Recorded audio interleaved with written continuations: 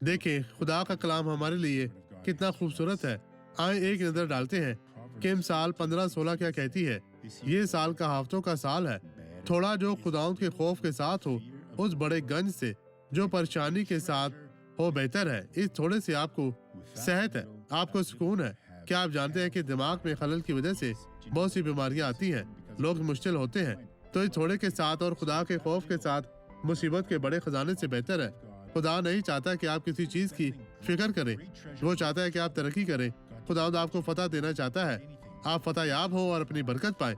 आप ये गवाही देखिए, बरकत पाए। मेरे दोनों कोले कमजोर थे और बहुत ज्यादा दर्द होती थी और मैंने 7 सर्जरियां करवाई हैं और घर में रहते हुए मैं छड़ी के बगैर चल नहीं पाती थी। और कब से? मुझे 2005 से ये मसला दरपेश था।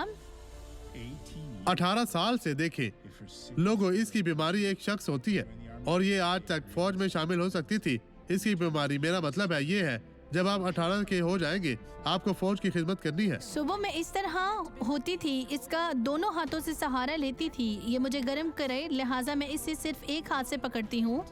इस तरह चलती और छड़ी को इसी तरह इस्तेमाल से करती हमेशा हुआ। घर के अंदर।